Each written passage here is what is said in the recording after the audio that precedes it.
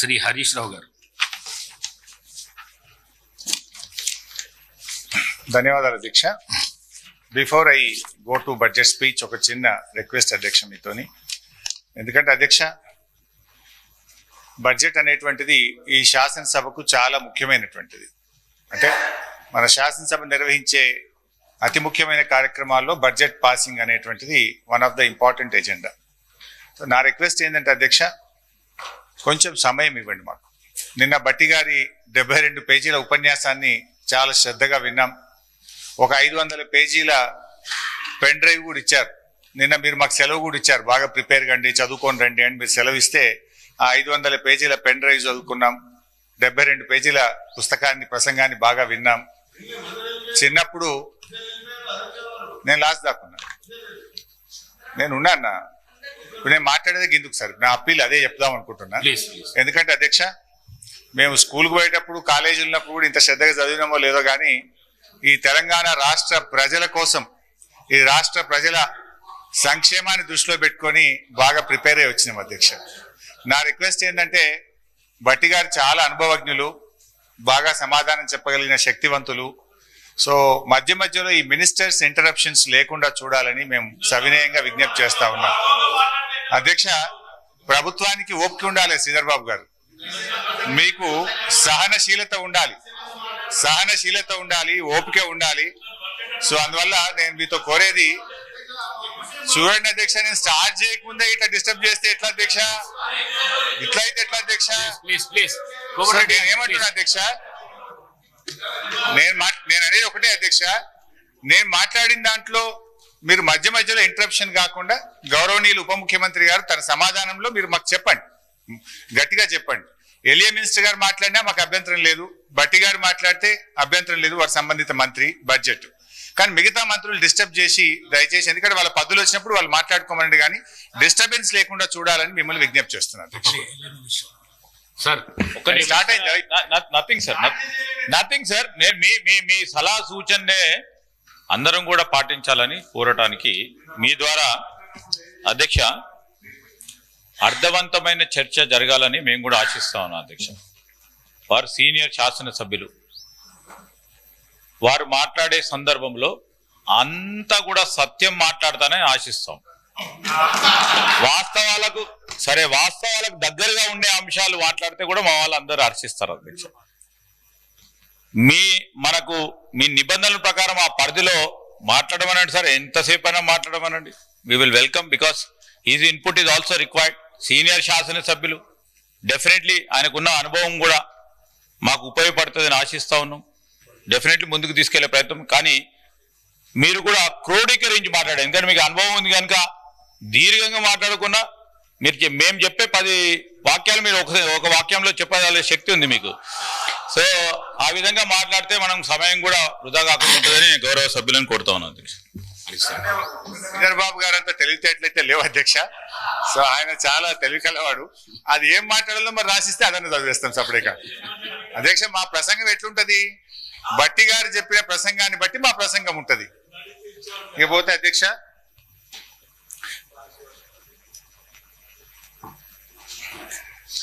Vote on account budget తో కలిపి ముచ్చటగా 3 బడ్జెట్లు ప్రవేశపెట్టిన గౌరవ ఉప ముఖ్యమంత్రి బట్టి విక్రమార్క గారికి నా అభినందనలు అధ్యక్ష. అదేవిధంగా అధ్యక్ష, భారతదేశంలోనే అత్యధికంగా 14 సార్లు బడ్జెట్ ప్రణాళికలను రూపొందించి రికార్డు సృష్టించిన మన రాష్ట్ర ఆర్థిక శాఖ ప్రత్యేక ప్రధాన కార్యదర్శి కె రామకృష్ణారావు గారికి కూడా నా శుభాకాంక్షలు తెలియజేస్తున్నాను. అధ్యక్ష, బడ్జెట్ ప్రసంగంలో నిజాలను ప్రచారంలో పెట్టాలని బట్టి గారు నీతులైతే బాగానే చెప్పారు అధ్యక్ష.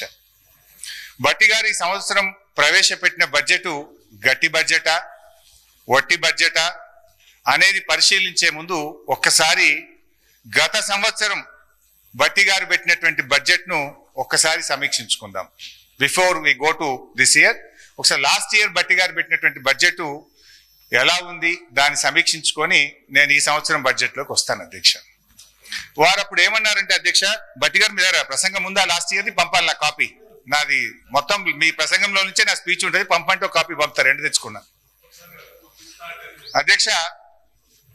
భట్టి గారు గత బడ్జెట్ లో పోయినసారి ఇదే సభలో చదివినప్పుడు ఏం చెప్పారంటే అధ్యక్ష, పేజ్ నంబర్ 6, 10 తర్వాత వాస్తవానికి దగ్గరగా ప్రణాళికాబద్ధమైన బడ్జెట్ ను తొలిసారిగా మా ప్రభుత్వం శాసనసభలో ప్రవేశపెట్టింది అని అన్నారు అధ్యక్ష. ఇది అబద్ధమా నిజమా ఇప్పుడే తేల్చేద్దాం. గత బడ్జెట్ లో 2,91,159 కోట్లని గొప్పగా చెప్పుకున్నారు. ఇది వాస్తవిక అంచనాలు అని చెప్పారు. నేను ఆ రోజే చెప్పాను అధ్యక్ష, ఇది అవాస్తవిక అంచనాలు, ఇది రీచ్ కాదు అని చెప్పి నేను ఆ రోజే ఈ సభలో చెప్పాను అధ్యక్ష. ఇవాళ రివైజ్డ్ ఎస్టిమేట్ లో ఏం పెట్టారు అధ్యక్ష, 27,000 కోట్లు తక్కువ చేసి చూపారు. ముఖ్యమంత్రి గారు నిన్నో మొన్నో ఎక్కడో మాట్లాడుకుంటూ మా బడ్జెట్ 60-70 కోట్లు లోటు ఉంటుందని చెప్పి ముఖ్యమంత్రి గారు సెలవిచ్చారు అధ్యక్ష. అంటే గతంలో మీరు చెప్పిన అంచనా అవాస్తవము అని ఈరోజు తేలిపోయింది అధ్యక్ష. అధ్యక్ష, ఫస్ట్ ద ప్రామిస్ రిఫార్మ్స్ అంటే ఈ కాంగ్రెస్ ది ఒక సూట్ అయ్యేటువంటి ఒక చిన్న కోట్ చెప్తాను అధ్యక్ష. First they promise reforms, then they reform their promises. అధ్యక్ష, పైన చెప్పిన కొటేషన్ ఎవరు చెప్పిండ్రో కానీ ఇది కాంగ్రెస్ పార్టీకి బాగా సూట్ అవుతుంది అధ్యక్ష. ఎన్నికల ముందు మార్పు పేరిట వాగ్దానాలు ఇచ్చారు, ఎన్నికలయ్యాక ఆ వాగ్దానాలను ఏమార్చారు. సింపుల్ గా స్ట్రైట్ గా చెప్పాలంటే అధ్యక్ష, ఎన్నికల ముందు ఏమన్నారు, ఎల్ఆర్ఎస్ వద్దు, నో ఎల్ఆర్ఎస్ నో బిఆర్ఎస్ అన్నారు. ఎల్ఆర్ఎస్ ఉచితంగా చేస్తామన్నారు. కానీ ఇప్పుడు ఏమంటున్నారంటే ముక్కుబిండి ఎల్ఆర్ఎస్ వసూలు చేస్తాం, ఎల్ఆర్ఎస్ కట్టాల్సిందే అని ఇలా పేద ప్రజల రక్త మాంసాలు పీల్చి ఇలా ఎల్ఆర్ఎస్ ను వసూలు చేస్తా ఉన్నారు. రెండవది అధ్యక్ష, ఆనాడు భట్టి గారు, సీతక్క గారు, ఉత్తమ్ కుమార్ రెడ్డి గారు ఫార్మాసిటీకి మేము భూములు సేకరిస్తా ఉంటే ఆ రోజు అక్కడ పాదయాత్ర చేసి పచ్చడి భూములు ఎలా తీసుకుంటారు, మా ప్రభుత్వం అధికారంలోకి వస్తే ఫార్మాసిటీ భూములు తిరిగి వాపస్ ఇస్తాము అన్నారు.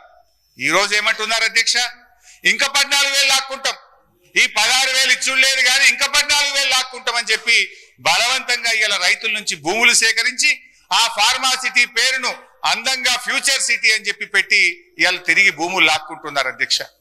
ఆనాడు ప్రభుత్వ భూములు అమ్మితే, నిరర్ధకమైన ఆస్తులు అమ్మితే ప్రభుత్వ భూములు ఎట్లా అమ్ముతారు, ఇది పెద్దలు ఇచ్చిన ఆస్తి, రేపు బొందబెట్టడానికి జాగుంటదని గంభీరమైన ఉపన్యాసాలు చేశారు. ఇవాళ ఏమంటున్నారు, బరాబర్ భూములు అమ్ముతామంటున్నారు. ఇవాళ 30,000 కోట్ల రూపాయల భూములు అమ్మకానికి పెట్టినారు అధ్యక్ష. అంటే అప్పుడేమో they promised reforms, now they reform their promises. ఈ రకంగా ఉంది అధ్యక్ష. ఇకపోతే అధ్యక్ష, గత సంవత్సరం బడ్జెట్ లో చెప్పిన కొన్ని విషయాలు పరిశీలిద్దాం. పేజ్ నంబర్ 15 అధ్యక్ష, పోయినసారి భట్టి గారు చెప్పినటువంటి బడ్జెట్ లో పేజ్ 15 భట్టి గారు చూసుకోండి. పేజ్ 15 లో ఏమన్నారంటే అధ్యక్ష, రైతుకు నిజమైన మేలు జరగాలనే ఉద్దేశంతో మా ప్రభుత్వం ఒక్కసారి 31,000 కోట్ల రుణమాఫీ చేయాలని సంకల్పించింది. ఇప్పటికే ఇచ్చిన మాట ప్రకారంగా 2 లక్షల రుణమాఫీకి అవసరమైన 31,000 కోట్ల రూపాయలను సమీకరించుకున్నాం. అంటే డబ్బులు రెడీ పెట్టుకున్నాం. ఈసారి బడ్జెట్ లో ఏం చెప్పిన అధ్యక్ష, 20,000 కోట్లు మాత్రమే చేశారు అని చెప్తున్నారు అధ్యక్ష. పోనీ మిగతాది ఎప్పట్లోగా చేస్తారో చెప్పడం లేదు అధ్యక్ష. ఇంకా ఆ ఉపన్యాసంలో భట్టి గారు ఎంత దూరం పోయి మమ్మల్ని విమర్శించిందంటే అధ్యక్ష, సిగ్గుచేట అధ్యక్ష. చేతగానమ్మకు మాటలు ఎక్కువ అన్నట్లు రుణమాఫీలో పూర్తిగా విఫలమైన గత ప్రభుత్వ నాయకులు మా చిత్తశుద్ధిని శంకిస్తూ ప్రజలను తప్పుదోవ పట్టించేందుకు శతవిధాలా ప్రయత్నం చేస్తున్నాం. ఇవాళ ఎవరు చేతగానోళ్ళు అధ్యక్ష? ఇవాళ చేతగానోళ్ళు ఎవరు, మాట తప్పినోళ్ళు ఎవరు, చిత్తశుద్ధి లేని వాళ్ళు ఎవరో ఈ శాసనసభ సాక్షిగా ఈ రాష్ట్ర ప్రజలందరికీ అర్థమైంది కదా అధ్యక్ష.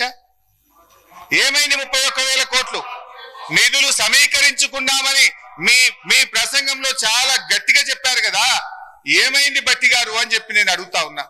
అదే విధంగా పేజ్ నంబర్ 17 అధ్యక్ష, రైతు భరోసా పేరిట ఎకరానికి 15,000 చెల్లించాలి మా ప్రభుత్వ సంకల్పం అన్నారు. ఏమైంది మీ సంకల్పం? ఎక్కడ పోయింది మీ రైతు భరోసా? పథకం పేరు మార్చారు తప్ప 15,000 ఇవ్వలేదు. పోయిన బడ్జెట్ స్పీచ్ లో 15,000 ఇస్తామని చెప్పి స్పష్టంగా మీ ఉపన్యాసంలో చెప్పారు. వానకాలం ఎగబెట్టిండ్రు, యాసంగికి 12,000 అన్నారు. ఆ 12,000 కూడా సగం మందికి కూడా ఇవ్వని పరిస్థితి ఉన్నది అధ్యక్ష.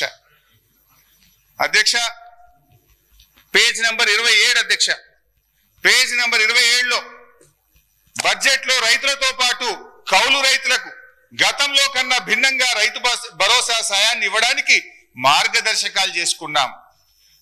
కౌలు రైతులకు రైతు బీమా కూడా ఇస్తాం. ఎంత గొప్పగా చెప్పిండ్రు అధ్యక్ష. అది విన్న కౌలు రైతుల గుండెలు ఉప్పొంగినాయి ఆ రోజు. కానీ ఇవాళ అదే కౌలు రైతుల గుండెలు ఔసిపోతున్నాయి అధ్యక్ష. ఎందుకు ఇప్పుడు ఏమంటున్నారంటే రైతులు కౌలు రైతులు మీరే ఇద్దరు చూసుకోవాలని చెప్పి వ్యవసాయ మంత్రి గారు సెలవిచ్చారు అధ్యక్ష. కౌలు రైతుల బీమా గురించి అయితే మొత్తానికే మర్చిపోయింది అధ్యక్ష. ఈసారి భట్టి గారి బడ్జెట్ లో కౌలు రైతుల ప్రస్తావనే లేకుండా పోయింది అధ్యక్ష. ఇకపోతే అధ్యక్ష పేజ్ నంబర్ 19 లో భట్టి గారు ఫసల్ బీమా పథకంలో చేరాం, అమలు చేస్తాం, రైతులు పైసా ఖర్చు లేకుండా మొత్తం ప్రీమియం ప్రభుత్వమే చెల్లిస్తుంది అంటే మేము కూడా సంతోషపడి ఇక్కడ కూర్చొని బల్లలు కొట్టినాం అధ్యక్ష. సంతోషపడ్డాం అధ్యక్ష. బడ్జెట్ లో 1300 కోట్ల రూపాయలు పెట్టామని చెప్పారు. మరి ఏమైంది? ఒక్క రూపాయి విడుదల చేసింది లేదు, ఫసల్ బీమా అమలు చేసింది లేదు. రైతులు వడగళ్ల వాన వల్లనూ అకాల వర్షాల వల్ల నష్టపోయిన రైతులకు కన్నీళ్లే మిగిల్చింది తప్ప ఒక్క రూపాయి కూడా ఈ ప్రభుత్వం బీమా కింద చెల్లించలేదు అని చెప్పి నేను మనవి చేస్తా ఉన్నాను అధ్యక్ష. ఇక మహిళల గురించి భట్టి గారు 34వ పేజ్ చాలా గొప్పగా చెప్పారు. పేజ్ 34 లో వచ్చే 5 సంవత్సరాల్లో 1,00,000 రూపాయల వడ్డీ లేని రుణాలు అందించాలని మా ప్రభుత్వం సంకల్పించింది. ఇది పోయిన బడ్జెట్ లో చెప్పారు, ఈ బడ్జెట్ లో కూడా చెప్పారు అధ్యక్ష. ఏంటి అధ్యక్ష నిజాలు ఏంటి అధ్యక్ష? ఈ ఆర్థిక సంవత్సరంలో వడ్డీ లేని రుణాలకు సంబంధించి ఈ రోజు వరకు ఒక్క రూపాయి కూడా ఈ ప్రభుత్వం విడుదల చేయలేదు. వడ్డీ లేని రుణాల పరిమితిని గత ప్రభుత్వంలో మేమిచ్చిన 5 లక్షల రూపాయలకు పెంచింది, 5 లక్షల రూపాయల కంటే ఎక్కువ పెంచింది లేదు. ఇదే గత శాసనసభలో మేము అడిగిన ప్రశ్నకు సమాధానంగా 5 లక్షల రూపాయల వరకు మాత్రమే వడ్డీ లేని రుణం వర్తిస్తుందని ఇది అసెంబ్లీ ఆన్సర్ అధ్యక్ష. ఇదే అసెంబ్లీలో నేను అడిగిన ప్రశ్నకే మీరు మహిళలు తీసుకున్న మొత్తం రుణాలకు వడ్డీ లేని రుణం ఇస్తారా, ఏ రకమైన పద్ధతుల్లో మీరు మహిళలకు వడ్డీ లేని రుణం అందిస్తారు అంటే ఆనాటి బీఆర్ఎస్ ప్రభుత్వం ఇచ్చిన జీవో 15కు అనుగుణంగా జీవో 27 12/3/2015లో బీఆర్ఎస్ ప్రభుత్వం ఇచ్చిన జీవో ప్రకారమే 5 లక్షల రూపాయల వరకు మాత్రమే వడ్డీ లేని రుణం వర్తిస్తుందో అని ఇదే అసెంబ్లీలో చెప్పారు. మరి ఇదే అసెంబ్లీలో భట్టి గారు లేచి మహిళలు తీసుకున్న మొత్తం రుణాలకు వడ్డీ లేని రుణం వర్తిస్తుంది అంటున్నారు. అంటే మహిళా మంత్రి సీతక్క గారు చెప్పింది నిజమా, ఆర్థిక మంత్రి భట్టి గారు చెప్పింది నిజమా? ఎంతకాలం మహిళలు ఈ రకంగా మోసం చేస్తారు? నేను భట్టి గారిని సూటిగా అడుగుతా ఉన్నాను అధ్యక్ష. మహిళా సంఘాలు తీసుకున్న మొత్తం రుణానికి వడ్డీ లేని రుణం వర్తించినట్టయితే ఆ ఉత్తర్వులు సభ ముందు పెట్టండి, ఆ ఉత్తర్వులు మాకు అందించండి. లేదంటే ఈ సభను తప్పుదో పట్టించినందుకు, మహిళా లోకాన్ని మోసం చేసినందుకు బేషరతుగా క్షమాపణ చెప్పాలని చెప్పి నేను డిమాండ్ చేస్తా ఉన్నాను అధ్యక్ష. తన బడ్జెట్ ప్రసంగంలో పోయినసారి ఈసారి పేజ్ నంబర్ 35లో స్కూల్ యూనిఫామ్లు కుట్టినటువంటి మహిళా సంఘాలకు కుట్టు ఛార్జీల కింద 50 నుంచి 75 రూపాయలకు పెంచాం, 75 రూపాయలు మహిళా సంఘాలకు అందించామని చెప్పి బడ్జెట్ ప్రసంగంలో పోయినసారి చెప్పారు, ఈసారి కూడా చెప్పారు అధ్యక్ష. నేను భట్టి గారిని అడుగుతా ఉన్నా, ఈ రాష్ట్రంలో ఏ ఒక్క గ్రామంలోనైనా ఏ ఒక్క మహిళా సంఘానికైనా 75 రూపాయల కుట్టుకూలి అందించుంటే ఆ మహిళా సంఘం పేరు చెప్పండి, ఆ గ్రామం పేరు చెప్పండి, లేదా క్షమాపణ చెప్పండి అని చెప్పి నేను కోరుతా ఉన్నాను అధ్యక్ష. ఇకపోతే ఇందిరమ్మ ఇండ్లు బడ్జెట్ బుక్ లో పోయినసారి పేజ్ నంబర్ 27లో ప్రతి నియోజకవర్గానికి 3,500 ఇండ్ల చొప్పున 4,50,000 ఇండ్లు కడతామని దానికి బడ్జెట్ లో నిధులు పెట్టామని చెప్పారు అధ్యక్ష. మేము కూడా బల్లలు కొట్టినాం, వాళ్ళు కూడా బల్లలు కొట్టిండ్రు, నిజంగానే వచ్చేసిన ఇండ్లు అనుకున్నాం అధ్యక్ష. కాంగ్రెస్ యొక్క 16 నెలల పాలనలో 4.5 లక్షల ఇండ్లు కాదు కదా, 4 ఇండ్లు కూడా కట్టలేదు అధ్యక్ష. నేను బట్టి గారిని అడుగుతున్నా, పోనీ మీ మధ్యలో ఎక్కడైనా ఒక్క ఇల్లు కట్టారా చెప్పండి, ఎడగట్టారో పోదాం చూద్దాం. ఒక్క ఇల్లన్నా కట్టారా ఏడాది కాలంలో అని చెప్పి నేను అడుగుతా ఉన్నాను అధ్యక్ష. ఇంకా బాధ కలిగేది పాపం ఈ రాష్ట్రంలో దళితులు గిరిజనులు మా బిడ్డ ఉప ముఖ్యమంత్రిగా ఉన్నాడు, మా బిడ్డ ఆర్థిక మంత్రిగా ఉన్నాడు, మాకు మేలు చేస్తాడని చెప్పి ఆశించారు అధ్యక్ష. పోయినసారి 24-25 బడ్జెట్ ప్రసంగంలో ఎస్సీ ఎస్టీలకు 1 లక్ష రూపాయలు అదనంగా ఇచ్చి పేదలు ఇండ్లు కట్టుకుంటే 6 లక్షల రూపాయలు ఇస్తాం, అందరికీ 5 లక్షలు ఇస్తాం, దళిత గిరిజనులకు 6 లక్షలు ఇస్తామని భట్టి గారు తన ప్రసంగంలో చెప్పారు. ఈ సంవత్సరం ప్రసంగంలో చూస్తే ఆ 1 లక్ష రూపాయలు మాయమైపోయింది అధ్యక్ష. ఆ 1 లక్ష రూపాయలు మాయమైపోయింది అధ్యక్ష.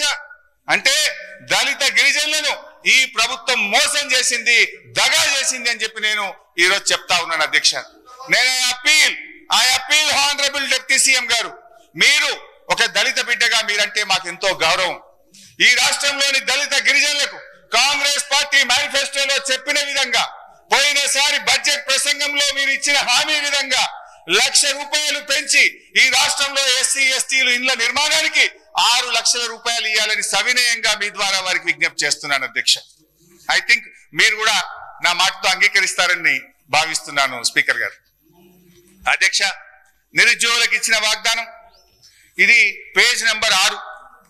పేజ్ నంబర్ 6లో నిరుద్యోగులకు ఏం మాట ఇచ్చారో, ఏం అమలు చేశారో ఒక్కసారి చూద్దాం అధ్యక్ష.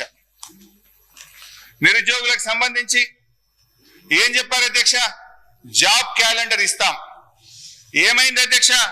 ఈ జాబ్ క్యాలెండర్ ను కూడా భట్టి గారే మొన్న అసెంబ్లీలో పెట్టారు పోయినసారి. జాబ్ క్యాలెండర్ కాస్త జాబ్లెస్ క్యాలెండర్ అయింది.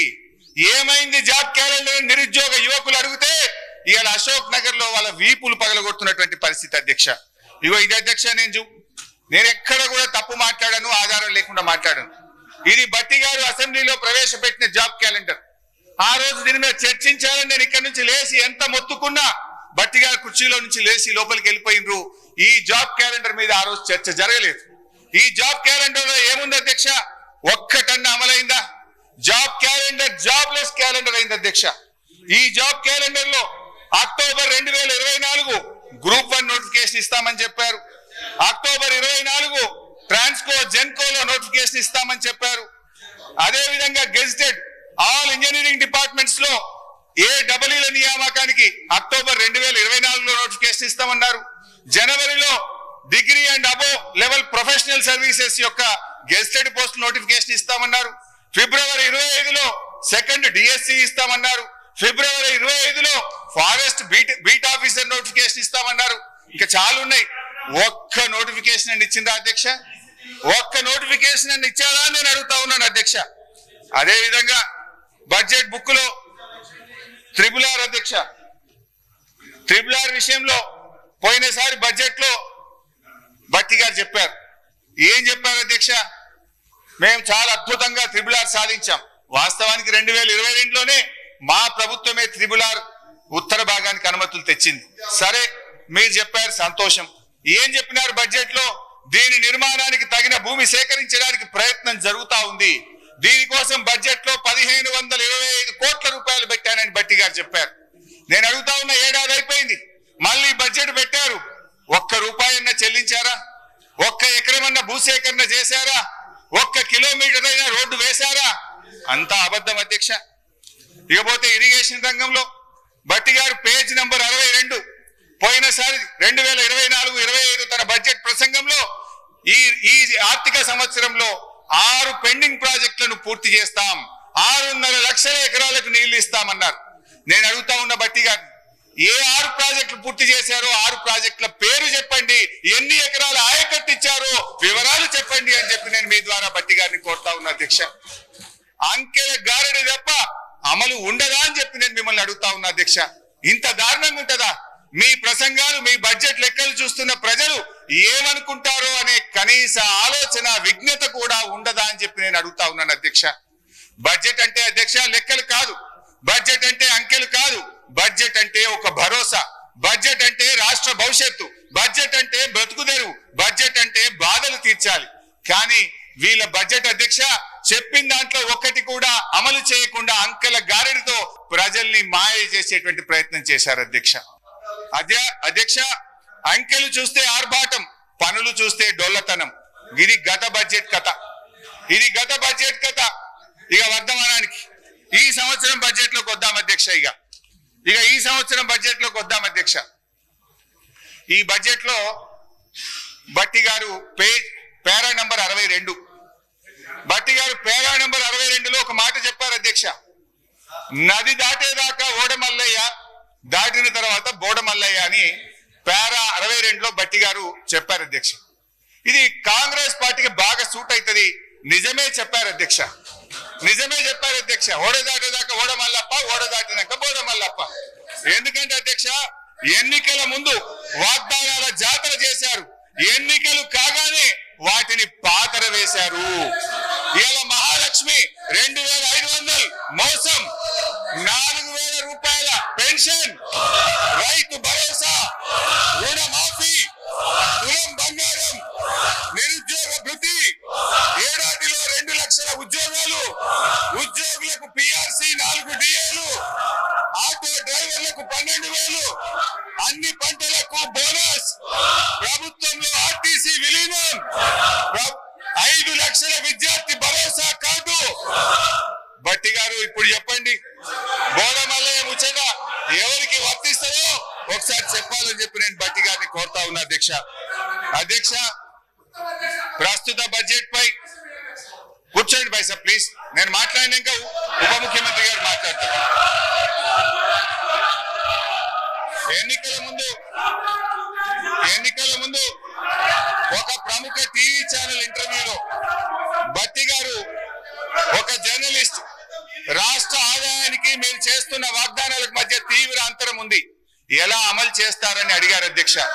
బట్టి గారు జవాబిస్తూ, మా కాంగ్రెస్ పార్టీకి 100 సంవత్సరాల అనుభవం ఉంది, ఆదాయం ఎలా పెంచుకోవాలో మాకు బాగా తెలుసు, మా వ్యూహాలు మాకున్నాయి, ఆదాయాన్ని పెంచుతాం, హామీలన్నీ నెరవేరుస్తామని చాలా కాన్ఫిడెంట్ గా ఆ రోజు ఎన్నికల ముందు బట్టి గారు చెప్పారు. ఎన్నికల ముందు చెప్పారు, ప్రజల్ని నమ్మించే ప్రయత్నం చేశారు అధ్యక్ష. అయితే ఈ 15 నెలల ఆచరణలో ఏం జరిగిందో, ఏం ఒరిగిందో మనతో పాటు రాష్ట్ర ప్రజలందరికీ తెలుసు. వాస్తవిక బడ్జెట్ అంటూ డాంబికంగా ప్రవేశపెట్టిన గత బడ్జెట్ ఏమైందో చూసాం. ఇప్పుడు మళ్ళీ 3,04,965 కోట్ల రూపాయల బడ్జెట్ అని మరో గాలిమేడ కట్టారు అధ్యక్ష. ఇది మోస్ట్ డిజాస్ట్రస్ రూలింగ్, ఇది most disappointment budget. Congress disastrous పరిపాలన వల్ల రాష్ట్ర ఆదాయం మీద నెగటివ్ ఎఫెక్ట్ చూపిస్తుంది. రాష్ట్ర ఆదాయం అంతకంతకు క్షీణిస్తా ఉంది. మరి అనుభవం గల బట్టి గారు ఇప్పుడు ఏం చేయాలో చెప్పాలి ఈరోజు. ఎందుకంటే అయితే తమ యొక్క పరిపాలన వైఫల్యాలను సరి చేసుకోవాలి, లేదంటే రేవంత్ రెడ్డి గారి ఫార్ములా ప్రకారం ప్రభుత్వ భూములు అమ్మాలి. ఏనుముల వారి పాలనలో మరి ఎన్ని భూములు కథం పట్టిస్తారో తెలియదు అధ్యక్ష. ఎందుకంటే అధ్యక్ష, గచ్చిబౌలిలో 400 ఎకరాలను వేలం చేయడం ద్వారా 30,000 కోట్లు రాబట్టాలని నిర్ణయించారు. ఇప్పటికే టీజీఏసీ భూములు తాకట్టు పెట్టి 10,000 కోట్ల రూపాయలు అప్పు తెచ్చారు. ఇప్పుడేమో హెచ్ఎండిఏ ఆస్తులు తాకట్టు పెట్టి మరో 20,000 కోట్ల అప్పు తెస్తామని మొన్ననే అసెంబ్లీలో సమాధానం చెప్పారు. హెచ్ఎండబ్ల్యూఎస్ఎస్, జిహెచ్ఎంసి ఆస్తులు తాకట్టు పెట్టి మరో 20,000 కోట్లు అప్పు తెచ్చే ప్రయత్నం చేస్తున్నారు. హౌసింగ్ బోర్డు భూములు అమ్మకం ఇప్పటికే షురు అయిపోయింది.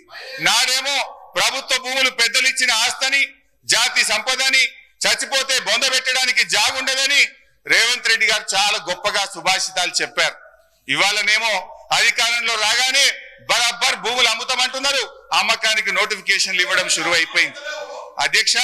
అమ్మొద్దని ఆక్షేపించిన నోటితోనే ఇవాళ భూములను అర్రాస్ పాట పాడుతా ఉన్నారు అధ్యక్ష. దీన్ని వాటన్ తీరు మాట్లాడే దిగజారుడు రాజకీయం అంటారు అధ్యక్ష. మొత్తంగా 50,000 కోట్ల రూపాయల ఆస్తులు తాకట్టు పెట్టి లేదా ఆస్తులు అమ్మడం ద్వారా భూములను ఆస్తులను 50,000 కోట్లను సమీకరించే ప్రయత్నం చేస్తున్నారు. అంటే ఏంది అధ్యక్ష, అందిన కాడికి అప్పులు చేసుడు, విచ్చలవిడిగా భూములమ్ముడు, ఇదేనా మీ మార్కు పాలన అని అడుగుతా ఉన్నా. తన పరిపాలన నెగటివ్ ఎఫెక్ట్ వల్ల రాష్ట్ర ఆర్థిక వృద్ధి రేటు తగ్గిపోతుంది. తన వైఫల్యాన్ని కప్పుపుచ్చుకోవడానికి ఈ మధ్య కొత్త వాదన శురు చేశారు.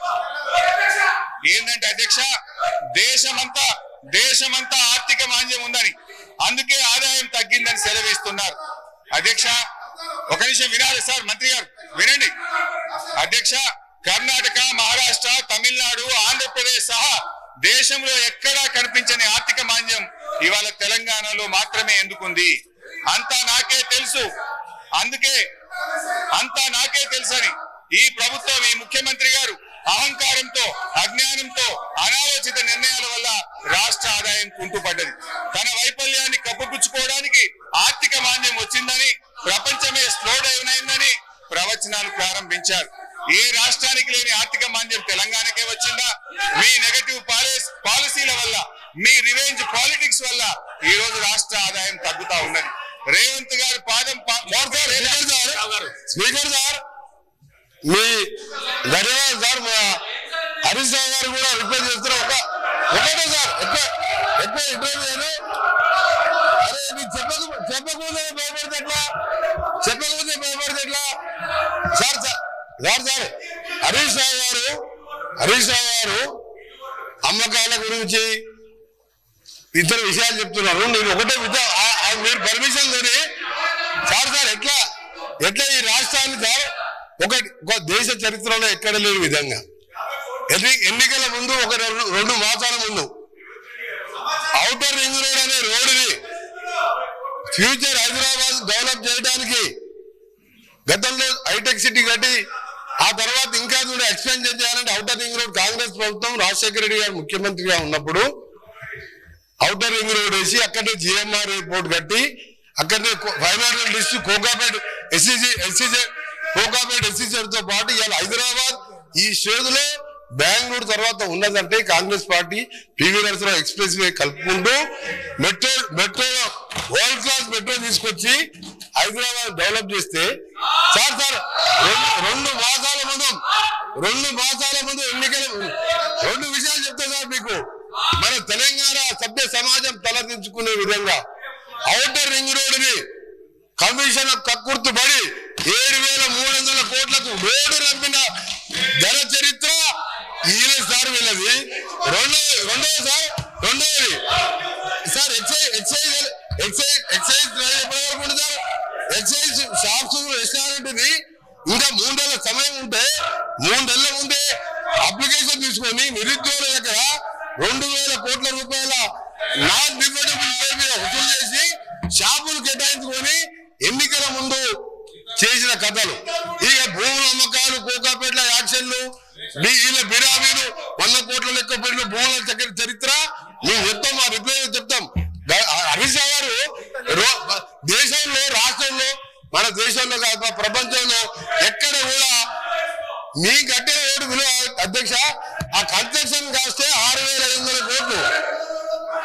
రోడ్డు ల్యాండ్ ఎక్విజిషన్ కలిపి కదా ఆ రోడ్డు విలువ 1,00,000 కోట్ల పైన ఉంటుంది అధ్యక్ష. రోడ్డు నమ్ముకుంటారు అధ్యక్ష. ఎవరైనా ఈయన భూముల అమ్మకాల గురించి మాట్లాడుతున్నాడు. హరీష్ రావు గారు భూముల అమ్మకాలు మాట్లాడుతున్నారు. హరీష్ రావు గారు మొత్తం తెలియదు అధ్యక్ష. హరీష్ రావు ముందు పెట్టి మాట్లాడిపిస్తారు, వెనక నడిపించే 2-3 ఉన్నారు. హరీష్ రావు మొత్తం తెలియదు. దయచేసి మీ చరిత్ర తెలుసుకొని మాట్లాడండి. హరీష్ రావు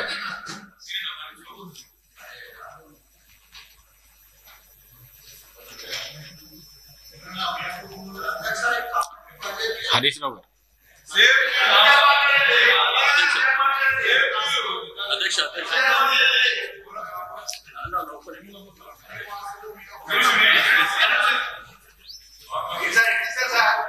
శ్రీనివాస్ యాదవ్. అధ్యక్ష ధన్యవాదాలు తెలియజేస్తూ, ఇప్పుడు మొన్న 2 days బ్యాకే 3 రోజుల క్రితమే చెప్పినాం అధ్యక్ష. ఇప్పుడు బడ్జెట్ మీద మాట్లాడాలనేటువంటి మీరు అవకాశం ఇచ్చారు అధ్యక్ష. దయచేసి గౌరవ డిప్యూటీ సీఎం గారు, అదేవిధంగా శాసనసభ వ్యవహారాల మంత్రి గారు వారు కూడా ఇక్కడే ఉన్నారు. నేనేమంటా మొన్న కూడా చెప్పిన, ఇట్లా ప్రతిసారి ఇంటరప్షన్ ఉండి మీరు మాట్లాడతాం మేము మాట్లాడతాం అనుకుంటూ పోతే అది పద్ధతిగా ఉండదని చెప్పి, మీరు ఆల్రెడీ డిప్యూటీ సీఎం గారు రాసుకుంటారు, వారు రిప్లైలో చెప్తారు, మధ్యలో ఏదైనా లెజిస్లేటివ్ అఫేర్ మినిస్టర్ గారు ఉంటే మాట్లాడతారు. అనవసరంగా అక్కడి నుంచి మీరు ఇక్కడి నుంచి మేము ఇట్లా ప్రతిసారి ఇదే విధంగా వెళ్తే అధ్యక్ష సభ నడవడం ఇబ్బంది అవుతుంది అధ్యక్ష. దయచేసి మీరు అవకాశం ఇచ్చారు, మా హరీష్ రావు గారికి అవకాశం ఇచ్చారు, వారు కంప్లీట్ చేసిన తర్వాత మాట్లాడుకోమని చెప్పండి అధ్యక్ష. ప్రతిసారి ఇట్లయితే వాళ్ళకి ఇబ్బందే మాకు ఇబ్బంది అధ్యక్ష. ఇప్పుడు వాళ్ళు అడుగుతారు, మధ్యలో మేము అడుగుతాం. కాబట్టి దయచేసి మీకు రిక్వెస్ట్ చేసేది, దయచేసి మధ్యలో ఎవరికి అవకాశం ఇవ్వకుండా వారు కంప్లీట్ చేసిన తర్వాత మీరు మాట్లాడుకోండి. సార్ అధ్యక్ష, శ్రీనివాస్ యాదవ్ గారు నీతులు మాకు చెప్తా ఉన్నారు అధ్యక్ష. అటువైపు కూడా అందరికి చెప్తే బాగుంటుండే అధ్యక్ష. రెండవది, నేను దయచేసి హరీష్ రావు గారిని కోరుతా ఉన్నాను. Is a senior member, he held legislative affairs ministry, also finance minister. Slogans అనేది సరికాదు అధ్యక్ష. Let him put forward his view points. We're here and honourable deputy chief minister taking the notes. వాస్తవాలకు దగ్గరగా మాట్లాడండి అధ్యక్ష. మా సభ్యులు కూడా ఉన్నారు, మొత్తం యావత్ రాష్ట్ర ప్రజానీకం కూడా వింటా ఉన్నారు. ఈరోజు వాస్తవానికి దూరంగా మాట్లాడి స్లోగన్స్ ఇచ్చే కార్యక్రమం చేస్తే డెఫినెట్లీ అధ్యక్ష, ఇక్కడ కూడా ఉన్న మా కాంగ్రెస్ పార్టీ శాసనసభ్యులు ఎందుకు వింటారు అధ్యక్ష? ఎందుకు వింటారు అధ్యక్ష? ఇష్టారాజ్యంగా అడ్డగోలుగా సత్యదూరమైన మాటలు మాట్లాడితే కూర్చోమంటే ఎందుకుంటారు సార్? మీరు సత్యం మాట్లాడండి, వినడానికి ఆస్కారం ఉంటుంది. మీరు చెప్పేదంతా చెప్పుకుంటూ పోతా ఉన్నారు. దయచేసి అధ్యక్ష, ఇప్పటికే 35-40 నిమిషాలు మాట్లాడారు వారు. దయచేసి మొత్తం అన్ని సబ్జెక్ట్స్ అయిపోయినాయి అధ్యక్ష. వారిది సబ్జెక్ట్స్ అన్ని మాట్లాడిండ్రు. మహిళల గురించి మాట్లాడిండ్రు, సంక్షేమాన్ని గురించి మాట్లాడిండ్రు, విద్యార్థుల గురించి మాట్లాడిండ్రు, ఉన్న సబ్జెక్ట్స్ అన్ని మాట్లాడిండ్రు, పరిశ్రమలకు సంబంధించి అన్ని సబ్జెక్ట్స్ మాట్లాడక మళ్ళీ ఇంకేంది అధ్యక్ష? దయచేసి కంక్లూడ్ చేయమని కోరుతా ఉన్నాను అధ్యక్ష. ఏం అన్యాయం శ్రీధర్ అన్న ఇది. అధ్యక్ష, శ్రీధర్ బాబు గారిని గౌరవిస్తూ వారి మాటల్ని పాజిటివ్ గానే తీసుకుంటున్నాం అధ్యక్ష. మా ప్రయత్నం ఏదన్నా ఉందంటే ప్రభుత్వం యొక్క దృష్టి ఆకర్షించాలి, గౌరవనీయులు బట్టి విక్రమార్క గారి దృష్టిని ఆకర్షిస్తే ఏదైనా కొత్త పేదలకు, దళితులకు, గిరిజనులకు లాభమైతుందనే తాపత్రయం తప్ప మిమ్మల్ని ఏదో విమర్శిస్తే మాకేదో వస్తుందనేది ఏం లేదు అధ్యక్ష. అధ్యక్ష, ఇప్పుడు పోయిన బడ్జెట్ లో ఎస్సీ ఎస్టీలకు ఇల్లు కట్టడానికి 1,00,000 రూపాయలు ఎక్కువ ఇస్తామన్నారు. ఈ బడ్జెట్ లో తీసేసిండ్రు. మా తన్లాట ఏంది? బట్టి గారి దృష్టిని ఆకర్షించడం ద్వారా ఈ రాష్ట్రంలో దళిత గిరిజనులకు ఇండ్లు కట్టుకోవడానికి 6 లక్షలు రావాలనే తన్లాట తప్ప ఇంట్లో ఏమైనా విమర్శ ఉందా అధ్యక్ష? అర్థం చేసుకోవాలి. కానీ అధ్యక్ష, ఈ రాష్ట్రంలో ఇలా ఆర్థిక మాంద్యం వచ్చిందని ముఖ్యమంత్రి గారు సెలవిచ్చారు. ప్రపంచమంతా ఆర్థిక మాంద్యం ఉంది, దేశమంతా ఆర్థిక మాంద్యం ఉంది, మన రాష్ట్రంలో కూడా ఆర్థిక మాంద్యం వచ్చిందని గౌరవ ముఖ్యమంత్రి గారు ఈ మధ్య మాట్లాడుతూ ఉన్నారు అధ్యక్ష. అధ్యక్ష, అయితే నేను ఇక్కడ చెప్పాల్సిన పాయింట్, మంచి ఆర్థిక మంత్రి గారు వింటే ఇది సరి చేసుకుంటే మన రాష్ట్రానికి మేలు అవుతుంది అధ్యక్ష. నేను మంచి డేటాతో రీసెర్చ్ చేసి కొన్ని మంచి సలహాలు ఇవ్వాలనే ఉద్దేశంతోనే వచ్చిన, అది మీరు రిసీవ్ చేసుకునే దాన్ని బట్టి ఉంటుంది అధ్యక్ష. జిఎస్టి వృద్ధి రేటులో తగ్గుదల అధ్యక్ష. 2023-24 జిఎస్టిలో 46,500 కోట్లు మన రాష్ట్రానికి వస్తే వీళ్ళు బడ్జెట్ లో 58,594 కోట్లు ప్రతిపాదించారు. యాజ్ పర్ కాగ్ రిపోర్ట్, నా సొంతది కాదు అధ్యక్ష, కాగ్ రిపోర్ట్ కూడా నా దగ్గర ఉంది. కాగ్ రిపోర్ట్ ప్రకారంగా గత 11 నెలల్లో మన రాష్ట్ర జిఎస్టి వృద్ధి రేటు కేవలం 5.5% మాత్రమే. మీరు పెట్టుకున్నదేమో 20%. కాగ్ రిపోర్ట్ ప్రకారంగా జిఎస్టి వృద్ధి రేటు 5.5%. అంటే దీన్ని బట్టి ఏమర్థమవుతుంది అధ్యక్ష? అంచనాలకు దూరంగా మీరు బడ్జెట్ ను ప్రతిపాదిస్తున్నారు. ఎట్ ద సేమ్ టైం అధ్యక్ష, మన పక్క నుండే కర్ణాటక 10.72% వృద్ధి రేటు, మహారాష్ట్ర 12% వృద్ధి రేటు, దేశ వృద్ధి రేటు 10%గా నమోదైంది. అంటే ఆర్థిక మాంద్యం దేశం అంతా ఉండాలి కదా. కర్ణాటకలో ఎందుకు లేదు? మహారాష్ట్రలో ఎందుకు లేదు? దేశంలో ఎందుకు లేదు? తెలంగాణలో ఎందుకుందో ఒక్కసారి మీరు ఆత్మవిమర్శ చేసుకోండి. జిఎస్టి ప్రవేశపెట్టినప్పటి నుంచి ఏ ఒక్క సంవత్సరం కూడా తెలంగాణ రాష్ట్ర జిఎస్టి వృద్ధి రేటు దేశం కంటే తక్కువ ఎప్పుడూ లేదు. మీ పాలనలో మొదటిసారిగా దేశం యొక్క యావరేజ్ కంటే తెలంగాణ రాష్ట్ర జిఎస్టి వృద్ధి రేటు తగ్గడం ఇది సిగ్గుచేటు, ఇది మీ పరిపాలన వైఫల్యం అని చెప్పి నేను గుర్తు చేస్తా ఉన్నా. రెండవది స్టాంప్స్ అండ్ రిజిస్ట్రేషన్. బీఆర్ఎస్ పాలనలో స్టాంప్స్ అండ్ రిజిస్ట్రేషన్ ఆదాయం ఇయర్ ఆన్ ఇయర్ పెరిగింది అధ్యక్ష. పెద్ద నోట్ల రద్దు, కరోనా వంటి ఆర్థిక ఉత్పాతాలను కూడా తట్టుకొని మేము ఆదాయం పెంచి చూపించాం. 2014-15 మా ప్రభుత్వం వచ్చిన మొదటి సంవత్సరంలో స్టాంప్స్ అండ్ రిజిస్ట్రేషన్ ఆదాయం 2822 కోట్లు అధ్యక్ష. 2023-24 నాటికి మేము దిగిపోయే సంవత్సరానికి 14,588 కోట్లకు పెరిగింది. Average aggregate growth rate 25.62%. ఇది కేసీఆర్ గారి పరిపాలనపై సృష్టించిన పాజిటివ్ వైబ్రేషన్ వల్ల ఇది సాధ్యమైంది అధ్యక్ష. కాంగ్రెస్ అధికారంలో వచ్చిన తర్వాత 24-25 సంవత్సరంలో బట్టి గారి బడ్జెట్ ప్రతిపాదనలో 18,244 కోట్లు వస్తుందని అంచనా వేశారు. అయితే అధ్యక్ష ఇప్పుడు మార్చిలో ఉన్నాం. గత 11 నెలల్లో ఈ రాష్ట్రానికి వచ్చిన స్టాంప్స్ అండ్ రిజిస్ట్రేషన్ ఆదాయం 12,867 కోట్లు మాత్రమే. ఈ నెల కలుపుకున్నా అది 14,000 కోట్లు దాటదు. అంటే ఏమైంది అధ్యక్ష? పోయిన సంవత్సరం బీఆర్ఎస్ పాలనలో వచ్చిన దానికంటే కూడా స్టాంప్స్ అండ్ రిజిస్ట్రేషన్ లో తక్కువ ఆదాయం వస్తుంది. నెగటివ్ గ్రోత్ రేట్ నమోదైంది. మీ అంచనాల కంటే దాదాపు 4,000 కోట్ల రూపాయలు ఇవాళ ఆదాయం తగ్గిందంటే మీ అంచనాలు తప్పినాయి. మీ పాలనలో ఎక్కడో లోపం ఉంది. ఒక్కసారి ఆత్మవిమర్శ చేసుకోండి అని చెప్పి మనవి చేస్తా ఉన్నా. ఎట్ ద సేమ్ టైం అధ్యక్ష, పక్కనుండే రాష్ట్రాలు కూడా ఒక్కసారి చూస్తే తమిళనాడు వాళ్ళ అంచనాల్లో 90% రీచ్ అయింది. మహారాష్ట్ర 93% రీచ్ అయింది. కర్ణాటక 85% రీచ్ అయింది. కానీ తెలంగాణకు వచ్చేసరికి అంచనాల్లో 77% మాత్రమే రీచ్ అయ్యాం. అంటే ఆర్థిక మాంద్యం ప్రపంచంలో లేదు, దేశంలో లేదు. మీ బుద్ధి మాంద్యం ఉన్నది, మీ ఆలోచనలో మాంద్యం ఉన్నది అనేది మీరు అర్థం చేసుకోవాల్సినటువంటి అవసరం ఉంది అధ్యక్ష. అట్లే వెహికల్ సేల్స్ 2023-24 ఆర్థిక సంవత్సరంలో మా పాలన ఉన్నంత వరకు వాహనాల అమ్మకాలు జోరుగా సాగాయి. 2024-25 ఆర్థిక సంవత్సరంలో ఏప్రిల్ నుంచి నవంబర్ వరకు జరిగిన వాహనాల అమ్మకాల గ్రోత్ రేట్ లో తెలంగాణ -0.08% తగ్గిపోయింది. ఇదే సమయంలో ఆంధ్రప్రదేశ్ +12%, తమిళనాడు +32%, కర్ణాటక +8%, మహారాష్ట్ర +12%, కేరళ +10%. అన్ని రాష్ట్రాలేమో పెరుగుతుంటాయి, తెలంగాణలో మాత్రం వాహనాల అమ్మకం తగ్గిందంటే ఇది దేశం మొత్తం ఆర్థిక మాంద్యం లేదు, తెలంగాణలో పరిపాలన వైఫల్యం వల్ల తగ్గుతుంది. జిఎస్టి వృద్ధి రేటులో తగ్గుదల, స్టాంప్స్ అండ్ రిజిస్ట్రేషన్ ఆదాయంలో తగ్గుదల, వాహనాల అమ్మకంలో తగ్గుదల. దీనికి ఆర్థిక మాంద్యమా కారణం అధ్యక్ష? ఒక్కసారి ఆత్మవిమర్శ చేసుకోండి, గుండె మీద చేసుకొని ఆలోచించండి. పక్క రాష్ట్రాలకు లేని ఆర్థిక మాంద్యం తెలంగాణకు మాత్రమే ఎందుకు వచ్చింది?